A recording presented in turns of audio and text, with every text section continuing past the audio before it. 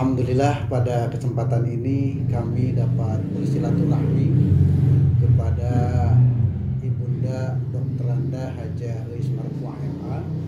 Alhamdulillah kami diterima di rumahnya, yang pada kesempatan ini kita akan berbincang dengan beliau dalam hal riwayat beliau mulai dari awal sampai sekarang.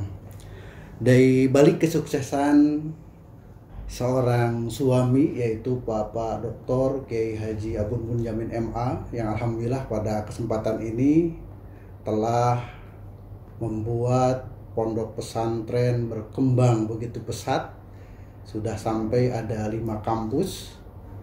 Pasti di balik itu ada seorang yang mendorong beliau untuk terus eksis dan juga sukses, dan di belakang itu seorang motivator yang sangat luar biasa, yaitu Ibu Dr. Anda Hajah Eis Marfuah MA.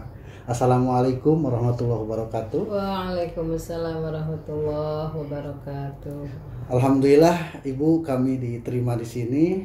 Untuk selanjutnya kita akan berbincang ringan berkaitan dengan sejarah perjalanan Ibu yang alhamdulillah beliau sesungguhnya sudah membuat biografi, yaitu dengan judul Sang Penerang Jalan Dakwah. Nanti kita ingin tahu sesungguhnya mengapa buku ini berjudul Sang Penerang Jalan Dakwah.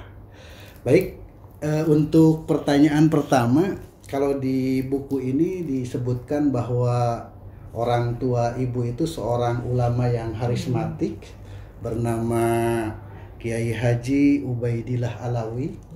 Beliau seorang panglima Hizbullah ya pada waktu itu. Tetapi ketika Ibu dilahirkan itu di markas tentara. Mohon diceritakan mengapa ketika dilahirkan Ibu di markas tentara begitu.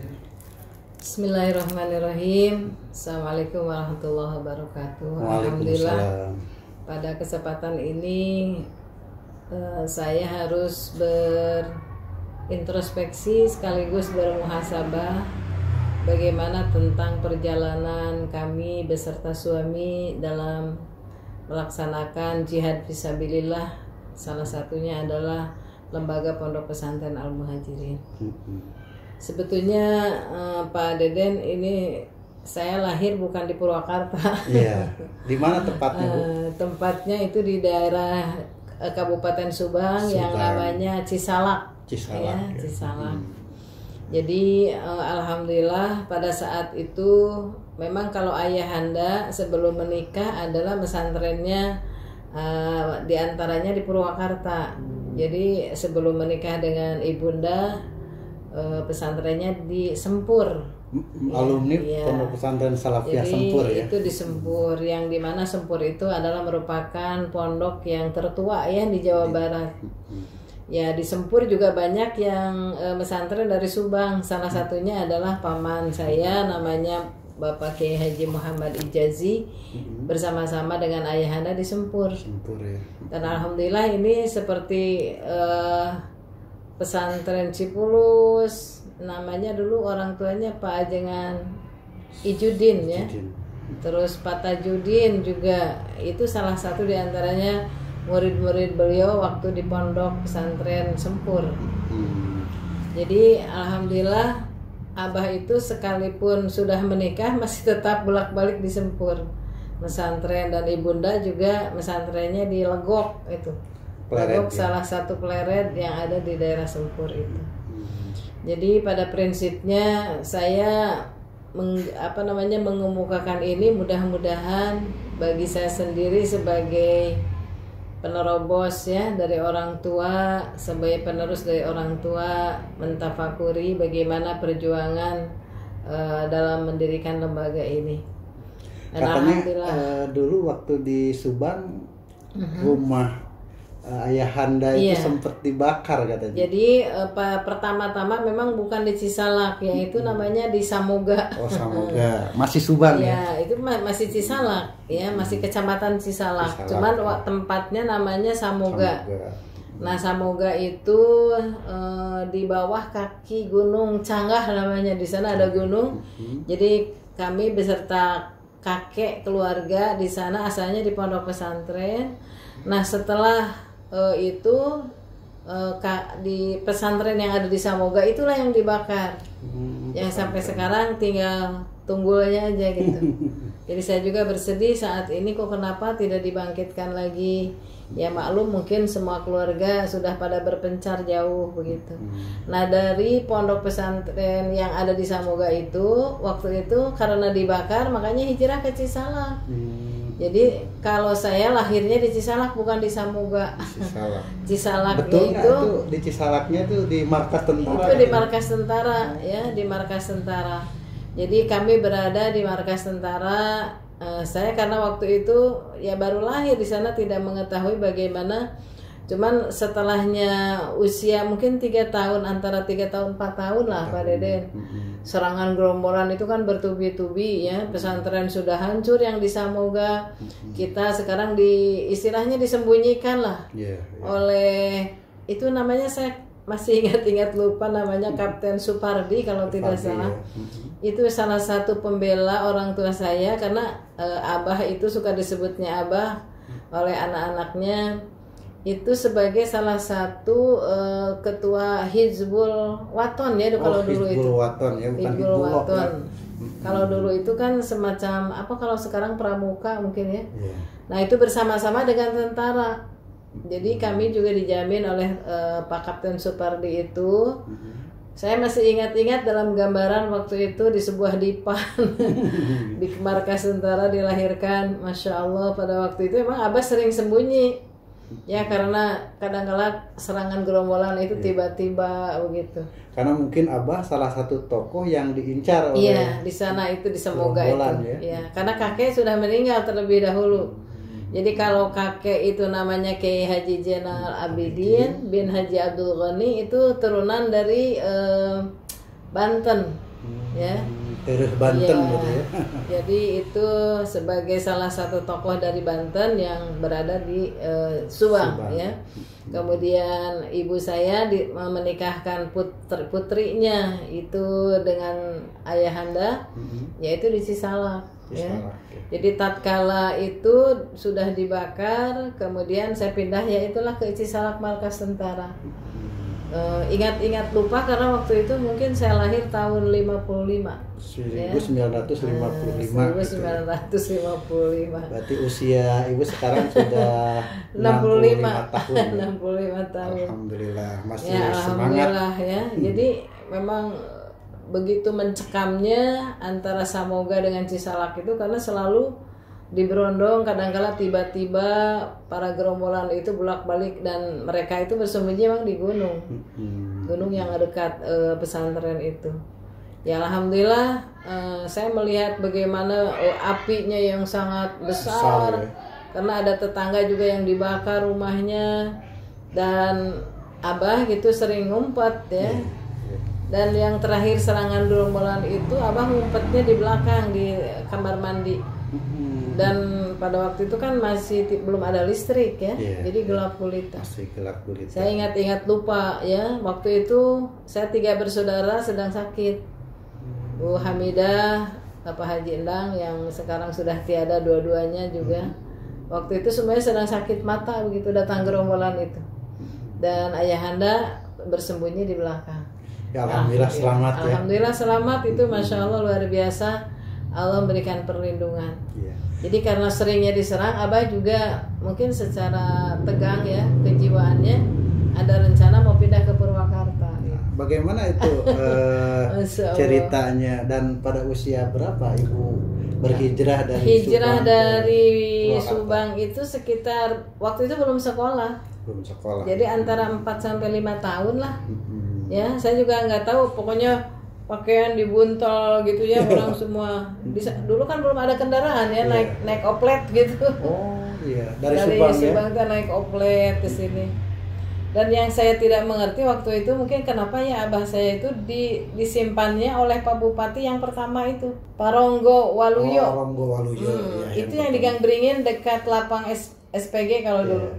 Nah, saya disimpan di sana waktu hijrah dari Subang itu. Jadi itu rumahnya panggung Pak Bupati Ronggo Waluyo dan abah disimpan di sana. Di rumahnya Pak Bupati. Setelahnya nikah dengan bapak, abah tetap harus tinggal di sana. Ya, alhamdulillah dari Purwakarta itu sekitar tahun berapa ya? Mungkin saya usia antara 3 sampai 4 tahun lah. Masih ingat, masih nangis itu karena dibawa-bawa. Karena sebelum di rumah Pak Bupati itu ada rumah di bawah dekat kecamatan itu kan ada kereta ya. Iya. Nah itu rumahnya adiknya Abah Haji Lukmanul Hakim. Nah di sana juga sebelum itu di sana dulu rumahnya panggung, masih ingat di bawah bambu. Nah setelah rumahnya di sana kemudian ke Pak Bupati. Yang rumahnya Pak Ronggo Waluyo. Pak Ronggo Waluyo itu di yang belakang. Berapa lama di rumah dinas Bupati? Mungkin sekitar mau masuk SD lah. Ya? Mau masuk SD di sana. Sebab abah waktu di sana juga sudah menggarap tanah ini.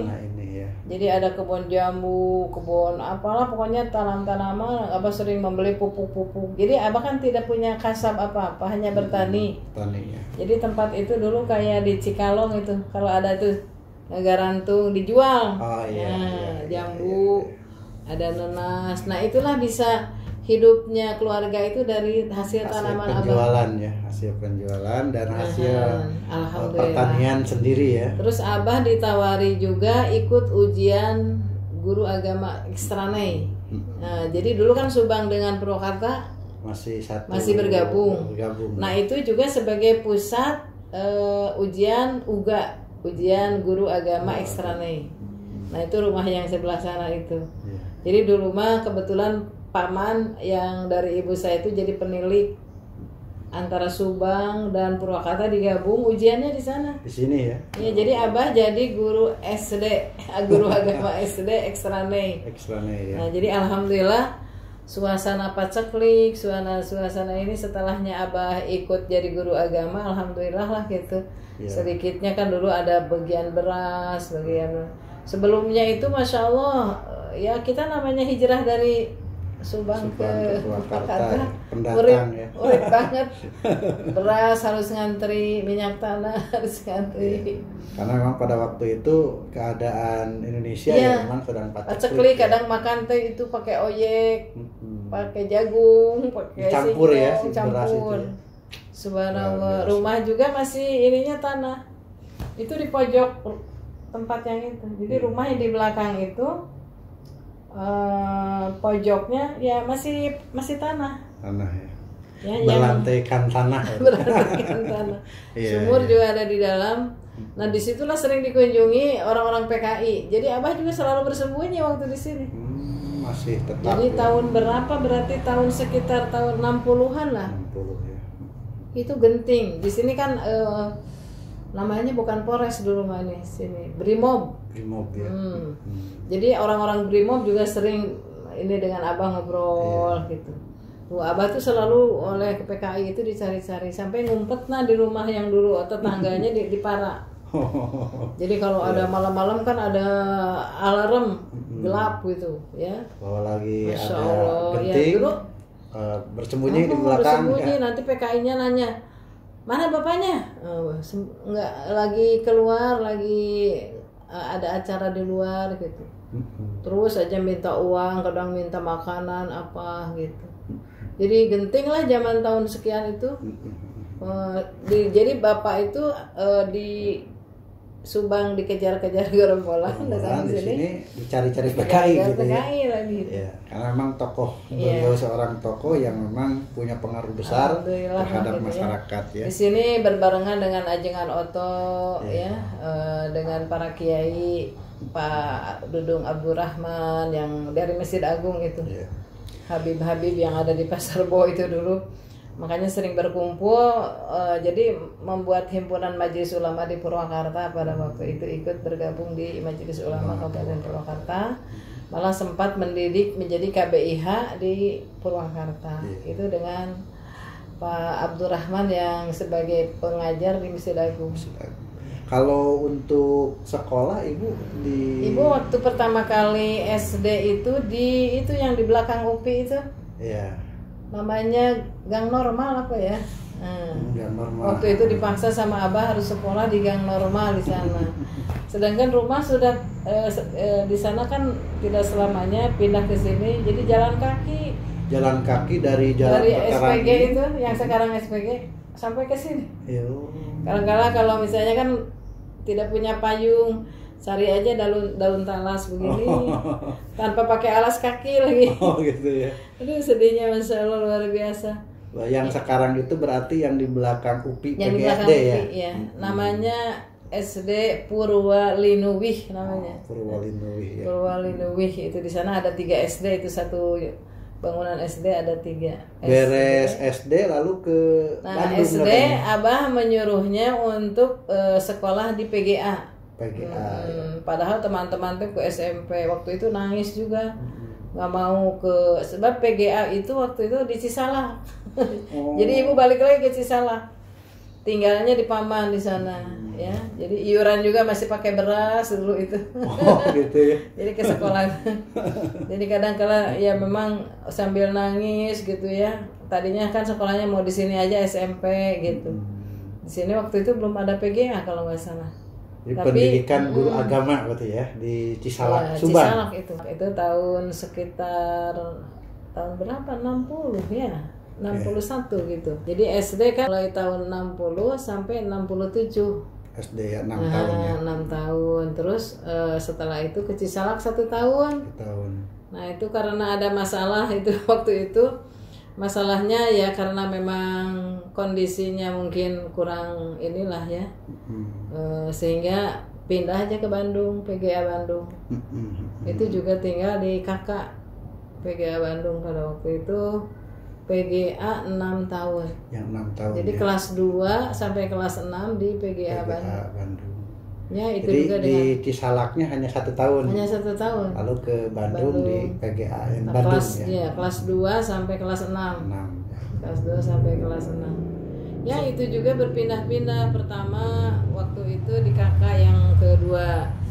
Kadang pindah lagi di kakak yang ketiga gitu. Ya, gimana butuhnya aja kakak-kakak karena mungkin butuh kerja kita. Ya, alhamdulillah di Bandung juga mengalami pernah disuruh nunggu toko itu di dalam kaum itu. Oh, ibu ya, pernah nunggu toko ya? Buka toko dengan kakak itu di dalam kaum.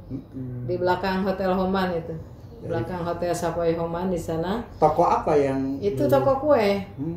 Toko kue, jadi menunggu ya sambil menghafal. Kadang-kala di warung itu dari kalau pulang sekolah kan duhur ya. Nah, pagi memang dibuka oleh kakak, nanti dari duhur sampai isya sampai jam 9 kadang-kala baru tutup. Oh, gantian berarti ya, dari pagi oleh kakak, nanti habis duhur, habis sekolah. Habis duhur pulang sekolah diganti oleh kita gitu. Wah, Masya Allah, pokoknya tidak ada waktu yang terluang lah, semuanya diisi gitu. Ini perjuangan yang luar biasa ya. Ya, orang tua juga sebetulnya hanya membekali paling beras gitu ya. Dan kalau untuk kepentingan sekolah, kakak kebetulan bekerja di CV Remaja Karya yang sekarang masih ada. Alhamdulillah gitu, bisa membantu adik-adiknya di biaya pendidikan sekolah ya. Di PGA itu. Nah, dari PGA 6 tahun terus pendidikan. Nah, setelah itu kan sedih ya, pulang ke Purwakarta udah selesai sekolah. Di rumah nangis saja, kok nggak ada yang nawarin diteruskan kuliah di mana gitu. Hanya munajat saja sama Allah, ya Allah, saya teh ingin kuliah, ingin pesantren. Kok kenapa ya? Karena masa itu masa favorit ya. Nggak ada yang menawarkan baik beasiswa. Kepengennya masih ada yang nawar gitu. Tapi alhamdulillah berkat kuatnya ingin waktu itu cita-cita ingin ke Mesir. Tapi ibu teh daripada kuliah enggak, ya udahlah mendingan pesantren aja di Sukahidang. Nah, pesantren di Sukahidang 1 tahun. 8 bulan sebetulnya 8 bulan. Pas ke sana pemilihan Roisah, ibu ditunjuk jadi ketua Roisah. Langsung di Roisah ya. Baru datang saja di sana langsung memimpin santri ya. Masya Allah. Mana waktu itu ada musibah kayak corona begini nih. Tapi musibahnya panas apa ya, sehingga virus lah, semacam virus gitu ya. Iya, satu asrama itu sakit semua. Jadi ibu yang mengantar waktu itu bolak-balik ke rumah sakit. Nah sehingga memang repot lah jadi Roisah di sana itu pertama kali, mana orang baru nginjak ke pesantren. Tapi alhamdulillah dengan kasih sayang kedua Pak Kiai dengan ibundanya ya selalu membimbing gitu, sabar dalam membimbing anak-anak. Jadi masya Allah dari sana terpikir begitu, kenapa ya nggak kuliah, kita kuliah aja lah gitu. Pada waktu itu masih pakai delman itu dari Sukahidang ke Cipasung. Ke Cipasung. Jadi kuliahnya pakai delman. Ada ustadz yang kuliah juga. Ingat saya tuh Pak Nung. Pak siapa tuh? Pokoknya ada ustadz yang di sana ikut kuliah juga ke Cipasung. Naik delman ya? Naik delman. Itu sering dikatakan, waduh itu bimbo katanya. Jadi dari Sukahidang tuh naik delman ke Cipasung. Cipasung ya. Tapi dipikir-pikir capek, saya teh mengeluh begitu, capek ya kuliah pakai delman begitu, mana pulangnya menjelang isya gitu, malam sering malam lah gitu. Akhirnya saya minta izin Pak Kiai, abdi teh hoyong alis itu ke Cipasung. Terus baik dia cenah gitu, ini capek. Karena perjalanannya itu ya. Iya. Itu waktu itu Abah masih mengantar ke Sukahidang, masih mengantar ke Cipasung. Karena ibu ingin kuliah, ingin ngaji lah di pesantren gitu. Selanjutnya berarti di Cipasung, pesantren Cipasung. Itu di sana hanya 8 bulan. Di Sukahidangnya 8 bulan. Sukahidang 8 bulan. Waktu itu nggak ada koper, ada yang ngasih peti ya. Jadi ibu bawa peti. Yang dari kayu itu. Iya. Karena ada kakak kan dari tentara tuh Pak Wahyudi, bapaknya Dindin. Ya, nggak dikasih koper, tapi ini aja peti katanya buat kopernya. Jadi ke Sukahidang bawa peti, terus hijrah juga pakai delman sama Abah ke Cipasung. Pakai peti juga. Luar biasa. Nggak ada koper gitu, ada pakai peti, nggak apa-apalah gitu. Tapi bukan di asrama waktu itu, di Pak Ajengan Ilyas, di rumah Pak Ajengan Ilyas. Jadi ibu di Cipasung untuk tidurnya di Pak Ajengan Ilyas ya. Ya. Berapa tahun itu di Cipasung sampai selesai? Itu dulu namanya PTI. Fakultas apa ya PTI itu, Fakultas Tarbiyah Islamiyah. Tarbiyah, ya. PTI. Jadi tarbiyah dulu itu pendidikan. Nah di sana di Cipasung itu kalau kuliahnya 3 tahun. 3 tahun ya. 3 tahun. Berarti kalau 3 tahun sarjana muda. Sarjana muda. Ada sidang risalah dulu itu. Ya. Jadi 2 kali sih. Belum ada skripsi waktu itu. Ya, jadi sidangnya untuk sarjana muda. Dan mengambil judulnya yaitu di SPG. Kita ke SPG ini. Kebetulan ada guru agama yang kenal membuat risalahnya tentang evaluasi pendidikan agama di sekolah pendidikan guru di sini di SPG. Jadi kita mengadakan penelitian waktu itu, sidang di Cipasung, berarti tingkat perguruan tingginya tingkat sarjana muda. Sarjana lengkapnya ibu di mana? Iya, makanya sedih juga, aku nggak ada yang nawarin saya harus kuliah gitu ya. Setelah beres sarjana muda ya. Jadi waktu itu boro-boro ya mikir apa, pokoknya mah ingin kuliah terus aja. Cuman orang nggak ada yang nawarin teh karena memang faktor ekonomi ya. Kakak-kakak juga masih ya, apalagi yang namanya Abah kan anaknya Abah 16 semuanya ya. Anaknya 16, jadi semuanya pada jauh-jauh ya. Ada yang kedua mungkin juga wanita yang kuliah pada waktu itu hanya ibu saja yang ya di antara keluarga juga waktu itu belum ada yang kuliah. Ya terus kuliah dari Cipasung, selesai malah menangis gitu ya, ingin meneruskan di Cipasung, tapi Cipasung kan belum ada S1-nya. Ya, sarjana lengkapnya belum ada. Sampai menangis di sana teh. Kata Pak Kiai teh, kenapa senang orang lain mau pulang teh senang begitu, ini mah menangis. Masalahnya kita memikirkan bagaimana nanti kalau di masyarakat, kita terjun masyarakat belum bisa apa-apa, pesantrennya baru sebentar gitu. Udahlah sabar aja ya, cek asana cenah ngendag bari mulungan we. Jadi mulailah, karena Abah waktu itu sudah mulai sakit-sakitan. Ya alhamdulillah pulang ke Purwakarta masih ada keinginan untuk ini. Makanya waktu itu ikut apa sih namanya honor ya. Oh, ngajar ya, karena kita penelitian di SPG. Jadi kita datang ke direkturnya waktu itu Pak Uka ya, Pak Uka Sukawinata. Kata Pak Uka, udahlah ngajar anak-anak saya aja di rumah katanya gitu. Ya alhamdulillah itu waktu itu disuruh ngajar anak-anaknya di SPG. Berarti privat dulu itu ya? Ya privat itu untuk anak-anaknya. Setelah itu malah, aduh gimana ya kita masa cuman gitu saja ingin ngajar gitu Pak, ingin ngajar di SPG boleh nggak? Ya di sini mah nggak ada guru honorer katanya. Biar Pak kalau nggak dibayar juga saya mah pokoknya mah ingin menerapkan ilmu aja gitu. Mengamalkan ilmu. Mahatunya paling lah, mungkin sana bapak paling tiasa masihan ongkos me. Ya nggak apa-apa Pak, mangga lah. Saya mulai mengajar tuh honor di SPG. Pada sering dikertawakan katanya karena badannya masih kecil. Masih kecil kan, anak SPG udah pada besar. Calon guru SD itu. Nah udah gitu. Honor berapa tahun? Itu honor tidak lama sih sebetulnya, hanya 1 tahun juga tidak, karena mengasuh putranya itu yang 3 Neng Wini ya, Neng Teti itu diasuh sama ibu di rumahnya ibu bapak kepala sekolah SPG itu. Ya alhamdulillah ini ya udah so kalau mau ngajar mah katanya istilahnya honorer gitu. Tapi ya karena tidak ada anggaran mungkin akhirnya mah suka dikasih sama beliau. Kadang-kala kalau memang tidak ada ongkosnya jalan dari ke sini ke rumah ke PGSD ya. Malam pulang malam. Kalau untuk sarjana lengkapnya? Nah sarjana lengkapnya kan waktu itu ibu udah ngehonor ya.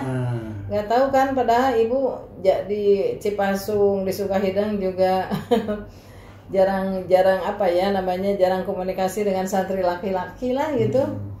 Walaupun mereka memang pernah ada yang menyurati berapa orang, tapi saya tidak balas. Pokoknya saya ingin belajar. Tapi ternyata sebelum pulang ke Cipasung itu biasa suka orang menyodor-nyodorkan itu tuh apa? Buku itu. Ya diantaranya bapak yang nyodor-nyodorkan teman-temannya, isi dong katanya ini kenang-kenangan. Buku nulis, ya, gitu. Buku kenangan. Ya. Nah itu kan bapak di atas satu kelas ibu gitu. Ibu biasa ngisi aja nggak apa-apa, banyak yang inilah gitu. Tahu-tahu ya bapak mungkin bikin surat pertama, kedua, ketiga. Ibu tidak balas ya. Tapi beliau tetap maksa sama ibu, katanya mau silaturahmi ke Purwakarta. Gitu. Jadi waktu itu kan bapak duluan keluar dari Cipasung.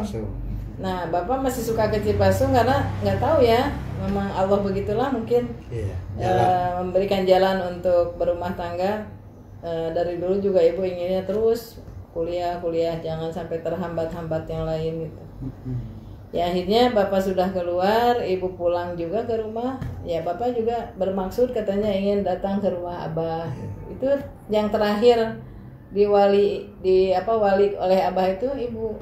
Jadi yang ke bawahnya tidak ada yang gitu ini. Terakhir itu. Waktu kuliah kan ibu melanjutkan lagi S1-nya di UIN Bandung. Nah, di UIN Bandung waktu itu masih ngajar di SPG. Masih ngajar di SPG. Abah kan repot ya itunya. Pas waktu melahirkan teteh, Abah juga masuk rumah sakit, malah 3 hari pingsan. Sampai ya berkali-kali pulang pergi ke rumah sakit. Ya alhamdulillah sehat waktu itu. Nah sudah tahun 87 ibu selesai kuliah di Bandung, ya Abah meninggal. Jadi waktu itu tahun 87 kalau tidak salah. Ibu sidang itu tahun 86 sebetulnya, cuman itu kan jadi 87 di S1 Bandung gitu. Waktu Profesor Pak Ojo Jauharudin, Profesor Jauharudin. Nah itu rektornya UIN Bandung waktu itu. Berarti beres sarjana lengkap itu sudah menikah dengan Pak Kiai? Sudah nikah ya. Itu waktu itu udah punya 3. Udah punya 3. Sarjana lengkap ya. Jadi waktu meninggal Abah mah tahun 80. Nah itu sudah punya 3, masih pada kecil-kecil lah, Cuman waktu Abah masih ada juga ibu sudah mengadakan pengajian anak-anak. Jadi Abah di sebelah itu senyum saja melihat itu anak-anak yang ngaji. Sampai kumpulkan anak-anak tetangga. Yeah. Itu sampai 100 orang itu. Yang ngaji itu ya. Yang ngaji di teras di tengah rumah sampai ke dapur. Waktu itu. Yeah. Wah, pokoknya pas sedek-sedek gitu. Tapi Abah teh tersenyum aja gitu. Karena punya bikin masjid sana gitu. Oh, gitu. Suruh bikin masjid tuh di depan, tapi nggak boleh kan ada sutet. Iya. Jadi Abah mah memang orangnya tidak mau menyusahkan orang lain kayaknya. Tidak mau cari-cari sumbangan kepengen nama dari kita sendiri gitu. Pribadi. Tapi gimana ya? Selanjutnya dulu awal-awal kan dari pengajian anak-anak tetangga itu 100 orang itu, lalu ada keinginan membuat sekolah. Nah kebetulan di samping rumah itu kan ada tanah sedikit ya. Akhirnya dibeli aja itu tanah yang sekarang TK itu.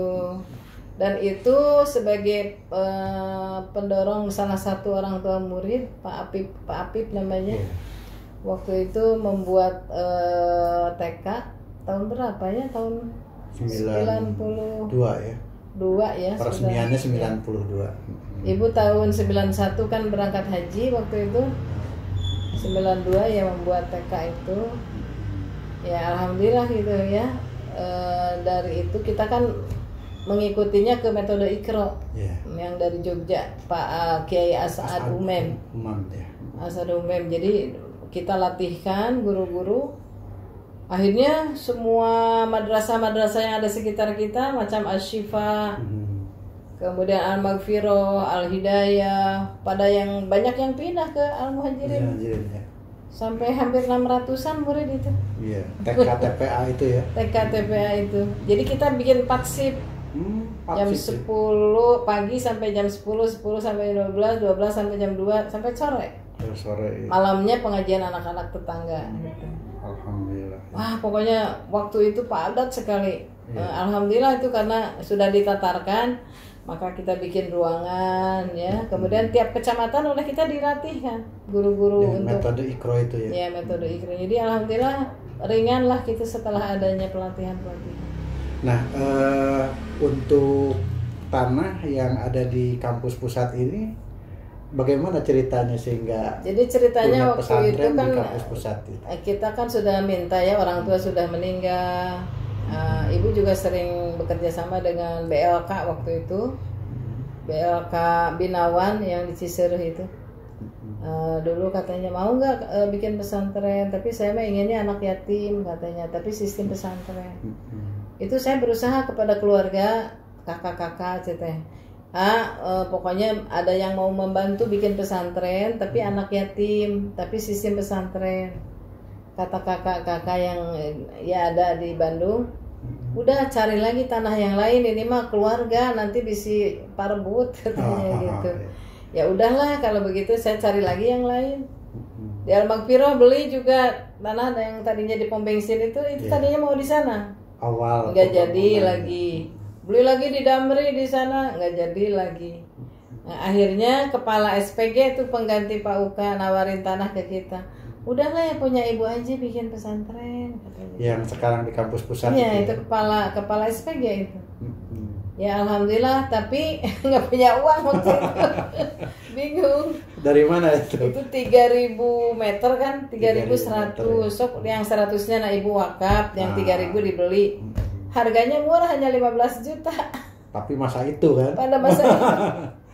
Akhirnya bingung Pak gimana. Pokoknya di perjanjian 1 tahun bayarnya. Pas 1 tahun belum ada juga uangnya. Masya Allah. Akhirnya minta tolong tuh ke Uda Herman. Iya. Saya punya tanah tuh di dekat MAN itu yang dulu ya. Akhirnya dia beli tanah itu, ya dilunasi lah dalam jangka 1 tahun untuk kampus 1 ini. Kampus 1. Awal 3.100 itu ya. 3.100, yang 3.000 kita beli, yang harganya 15 juta. Yang 100 itu wakaf. Ya, alhamdulillah. Nah, betapa beratnya waktu itu tidak ada jalan itu kan, warkat itu baru itu. Sebab tanah itu sudah dibeli oleh polisi. Sampai bapak dimarahi, masa katanya orang sudah ditawar mau dibeli. Akhirnya sama yang punya tanahnya, maaf katanya ini tidak akan dijual gitu ya. Akhirnya nggak jadi itu dijual ke polisi. Makanya ada tanah yang warkat itu, jalan untuk ke pesantren itulah dari salah seorang Bapak Haji Subrata namanya. Wakaf ya. Itu tidak wakaf, dibeli oleh kita. Beli, ya. Dibeli jalan. Kata Pak Ajengan Hoer Manonjaya, kan Bapak pernah juga ya pesantren di Manonjaya. Udah nanti sama UA saja kita berdoa bersama-sama. Waktu itu kan pesantren baru mau dibuka. Makanya UA didatangkan dari Manonjaya ke sini. Kita adakan pengajian dengan masyarakat di sini, berdoa bersama. Mudah-mudahan ini jalan bisa ada kembali gitu ya. Sampai kata Polres, udah kalau nggak dikasih jalan mah kesana aja jalannya katanya. Bahwa kalau mau bawa bangunan batu segala macam. Ya alhamdulillah berkat bantuan doa dari semuanya bisa jalan. Nah itu betapakah tanahnya kan jurang ya. Ke bawah tuh jurang, susah banget itu ya Allah. Ya, pohon-pohonnya juga. Karena kita mah dulu kan panti asuhan dulu di depan. Jadi kalau misalnya kita punya percetakan juga masih kecil-kecilan. Jadi bapak ini dulu usahanya percetakan. Sebagai pembimbing utama itu Pak Haji Budi Willy ya. Itu awal santri yang di depan itu 17 orang ya. Iya, fotokopi itu kan ya. Jadi untuk membiayai anak panti asuhan itu yang ada di depan itu. Jadi usaha percetakan itu untuk membiayai anak-anak itu. Kadang-kadang gaji berdua ini. Oh iya. Ya, terutama ya anak-anak kan kalau ada beras ya kita bisa makan. Kalau tidak pada berpuasa. Gitu. Alhamdulillah lah. Dulu mah jadi satu rumah sama anak-anak. Satu rumah di depan. Tapi karena memang sudah ada tanah yang di belakang, akhirnya ya kita bertahap pindah ke sana gitu. Satu lokal. Ya, alhamdulillah saat ini kita sudah ada 4 yang jalan dan sedang digarap untuk kampus 5 gitu ya. Jadi itu kan alhamdulillah setelah kampus 1 ini melebar, kita berkomunikasi dengan KBIH, juga didirikan KBIH ya. Kemudian ada majelis taklim. Jadi kan tersosialisasikan lah ya kondisi pesantren itu.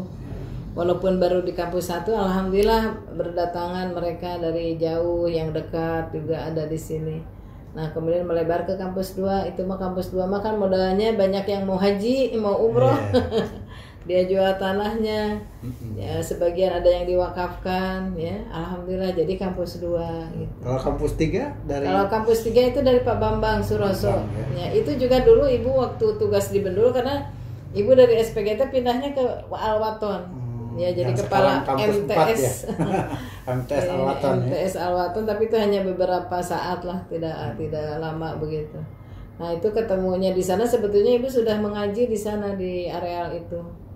Nah, tapi belum ketemu sama Pak Bambangnya. Alhamdulillah begitu ketemu, beliau ingin dari dulu jadi pesantren. Itu seluas sekarang itu hampir 5 hektar ya. Yang diwakafkan sekitar 22.000 dari Pak Bambang Suroso. Dari Pak Bambang Suroso, mudah-mudahan dia ditempatkan di tempat yang mulia. Nah, itu kampus 3 ya. Sebetulnya mah kita kampus yang pertama tuh Al-Waton. Yang sekarang jadi kampus 4 ya. Sekarang jadi kampus 4. Lalu masalahnya luar biasa dulu juga, itu juga sekolahnya di bawah bambu.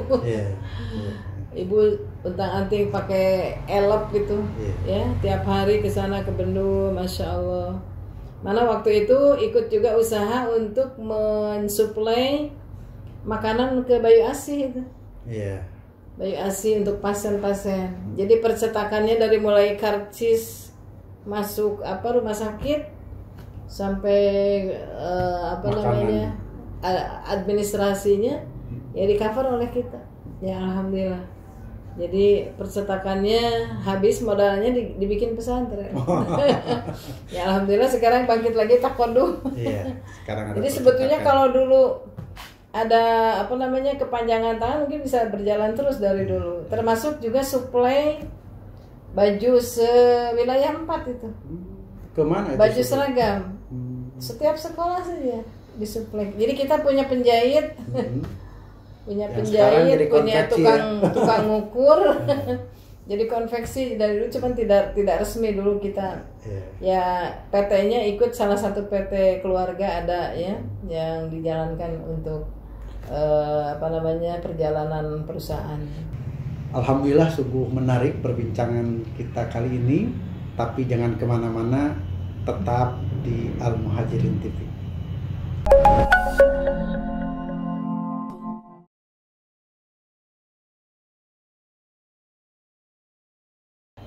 Baik para pemirsa, alhamdulillah kita akan lanjutkan bincang-bincang kita dengan Ibu Dr. Anda Haja Ais Marfu'ah MA yang alhamdulillah tadi sangat menarik sekali, dan mudah-mudahan ini bisa jadi inspirasi untuk kita semua bahwa keberhasilan itu diraih dari perjuangan yang sangat luar biasa. Baik Ibu, ketika berada di pesantren, mengembangkan pesantren, juga Ibu aktif di beberapa organisasi, gitu ya.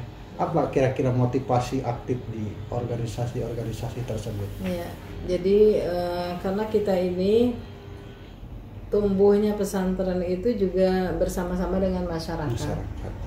Jadi kita supaya pesantren ini tersosialisasikan kepada masyarakat melalui organisasi yang ditempuh, ya. Organisasi apa aja yang? Tentunya organisasi yang pertama saya waktu di Departemen Agama itu ada istilah GUPI ya. GUPI ya. GUPI itu gabungan usaha para pendidik untuk menyebarkan actionnya, terutama ya tugas utamanya adalah agama. Itu GUPI, termasuk Dharma Wanita di Departemen Agama. Ya.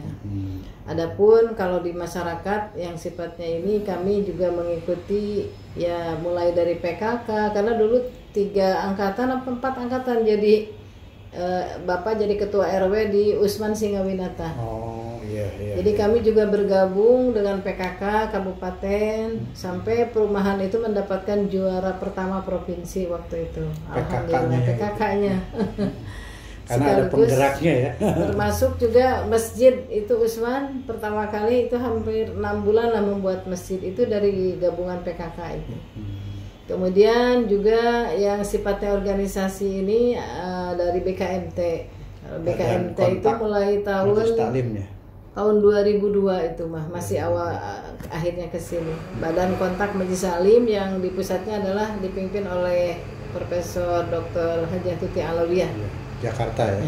Itu juga salah satu asbabnya ikut BKMT karena saya kuliah di UIN Jakarta, ya sering ketemu dengan teman-teman, diajak untuk berorganisasi di BKMT dan ikut juga IMBU International Muslim Women Union di sana itu bergabung di Jakarta Pusat dengan organisasi wanita seluruh dunia di sana.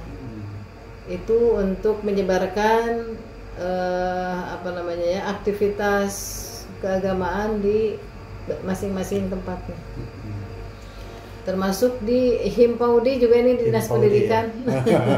Ini juga di tingkat provinsi. Saya juga ditunjuk untuk di BKMT tingkat pusat, tingkat provinsi harus jadi pengurus. Ya termasuk ini Himpaudi juga begitu. Kita sering kumpul dengan pengurus-pengurus di seluruh Indonesia. Kita adakan pelatihan sampai ke luar dari Jawa Barat ya, ke Solo, kemana lah pokoknya, bekerja sama dengan orang-orang Amerika, dengan negeri-negeri lain yang mengembangkan PAUD. Ya, alhamdulillah itu Al Muhajirin juga pernah menjadi juara provinsi ya provinsi Himpaudinya. Dan saya menjadi ketua Himpaudi pada waktu itu 1 angkatan. Karena waktu itu sambil kuliah, jadi mohon hanya satu periode saja. Kalau BKMT sudah sampai berapa? 3 periode, 3 periode ya. Termasuk di Majelis Ulama juga. Ya. Majelis Ulama bagian pemberdayaan wanita. Ya. Beberapa periode.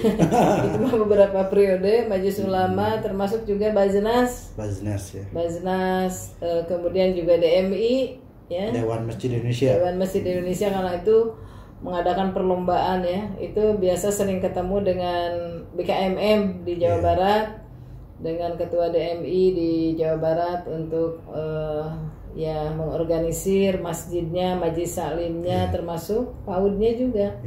Kalau di GOW katanya ada. Di GOW juga alhamdulillah kita, karena organisasi yang ada di Kabupaten Purwakarta itu lebih dari 25 organisasi yang bergabung di GOW. Ya. Nah, malah mau ditunjuk jadi ketua tapi sayanya mengundurkan diri. Sekarang diganti oleh TIFA. Di BKMT ya. Iya, di BKMT, di GOW juga, ya ikuti, karena BKMT itu salah satu organisasi yang ada di GOW, gabungan organisasi wanita yang ada di Kabupaten Purwakarta. Untuk katanya juga aktif di Pita Putih katanya. Oh iya, salah satu organisasi yang di luar Indonesia sebetulnya ada Pita Putih itu sebetulnya ini orang Amerika juga yang mengadakannya, cuman bentuk di Indonesia menjadi Pita Putih. Kita sering juga dengan Profesor Dr. MT Haryono itu di Jakarta dalam rangka pelatihan untuk bagaimana membuat desa siaga di masing-masing tempatnya. Kita sering berkumpul seluruh Indonesia di Jakarta untuk pelatihan itu. Dan alhamdulillah itu banyak sekali pengalamannya. Bahkan orang lainnya sampai 19 negara itu. 19 negara. Sungguh sangat luar biasa. Selain mengembangkan pesantren juga aktif di beberapa organisasi. Dan alhamdulillah organisasi yang di pengurus atau menjadi pengurus di organisasi tersebut alhamdulillah kelihatan gitu, kelihatnya gitu ya. Selanjutnya Ibu, untuk pesan-pesan ini untuk pemirsa di rumah, trik begitu ya, bagaimana kita bisa mengembangkan sesungguhnya apa sih yang menjadi latar belakang atau motivasi terbesar, spirit terbesar sehingga ya pesantren Al Muhajirin mendampingi Pak Kiai sehingga bisa berkembang seperti ini. Jadi kita sebagai seorang istri, sebagai seorang wanita, terkesan ya dengan adanya amanat Rasul, al-jannatu tahta aqdamil ummahat. Surga itu berada di telapak kaki sang ibu. Jadi walaupun kita istri kiai, istri profesor, tetap saja kita sebagai istri adalah sebagai tiangnya negara. Jadi kalau mau menumbangkan negara, dihancurkan aja ibu-ibunya. Jadi makanya kita kepada terutama kaum perempuan ya, hendaknya kita menjadi seorang istri yang tangguh, yang kuat ya. Dan pasti yang namanya manusia pasti ada ujiannya. Inna ma'al usri yusra. Jadi tidak ada di dalam satu organisasi ataupun dalam lingkungan yang tidak ada masalah. Jadi kalau kita ingin maju, ya hadapilah masalah-masalah itu dengan agama, dengan ilmu, ya jangan dengan otot. Jadi kalau kita bergumulnya dengan otot, pasti kita bakal celaka. Tapi hendaknya kita bergumulnya dengan agama, dengan ilmu, sehingga nyaman lah begitu. Menyelesaikan masalah itu. Jadi walaupun saya juga istri kiai, tidak mengandalkan kebaikan itu daripada seorang suami gitu. Tetap saja kita juga harus mendampingi terus. Mungkin saja suami juga salah dan namanya juga manusia. Mungkin juga anak kita salah, termasuk kita sendiri barangkali juga kita salah. Saling, ya artinya saling memahami, saling adanya kasih dan sayang, saling memberikan motivasi kepada siapapun yang ada di sekitar kita. Ya terutama yang jangan sampai lupa itu amanat Rasulullah melalui Al-Quran itu ku anfusakum wa ahlikum nar. Alhamdulillah sampai sekarang juga pengajian ibu-ibu kita menjaga tetangga. Kita kan diwajibkan ya bagaimana kita berbuat baik kepada tetangga. Kita kumpulkan tiap hari Senin di sini tetangga. Kalau ada organisasi melalui organisasi apa saja pokoknya kita secercah ilmu yang kita bisa lakukan Karena deposito yang abadi itu saya mengharapkan yang 3 ini. Yang pertama bisa bersedekah jariah, yang kedua memiliki ilmu yang bermanfaat, yang ketiga memiliki anak yang soleh. Mudah-mudahan kita mendapatkan generasi penerus yang lebih baik.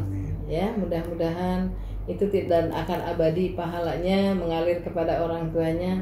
Dan kita ingat, kita juga ingin membuat kebaikan kepada orang tua yang sudah tiada. Tidak bisa secara fisik, tapi alhamdulillah dengan aktivitas ini mudah-mudahan semua aset kebaikan kita itu menjadi kebaikan orang tua. Nah, kita pun sekarang harus siap-siap. Jadi jangan sampai kebablasan. Tahu-tahu kita sudah tidak ada, belum dipersiapkan. Nah, alhamdulillah sampai sekarang Teh Ipa, Teh Dede, Teh Kiki selaku yang dilahirkan, tapi anak itu kan ada anak yang dilahirkan, ada anak yang dididik, ya, ada anak yang dibesarkan. Mudah-mudahan semua anak-anak itulah menjadi manfaatnya luar biasa sebagaimana yang disampaikan Allah dan Rasulnya. Terima kasih dan mohon maaf bukan berarti saya takabur, tapi ini tahadus bin nikmah dan tafakur kepada perjalanan hidup ini. Semoga di akhir hayat itu menjadi husnul khotimah. Mudah-mudahan. Terima kasih atas pertemuannya dan semoga membawa berkah Allah Subhanahu wa taala. Luar biasa tadi bahwa seorang wanita harus tangguh. Harus tangguh. Yang kedua, ketika ada permasalahan, hadapi, selesaikan dengan ilmu, selesaikan dengan agama, sehingga bisa selesai dengan beres dan tidak ada masalah apapun. Amin. Jadi memang betul bahwa kalau biografi beliau ini sang penerang jalan dakwah, luar biasa apa yang telah dilakukan, mudah-mudahan jadi amal kebaikan. Amin, ya Allah, dan ya Rabbal juga mudah-mudahan al-muhajirin terus maju dan juga bermanfaat untuk masyarakat. Amin, ya Allah. Demikian, mudah-mudahan ada manfaat dari perbincangan kita kali ini. Allahumma fiq ila aqwamit thoriq. Wassalamualaikum warahmatullahi wabarakatuh. Waalaikumsalam warahmatullahi wabarakatuh.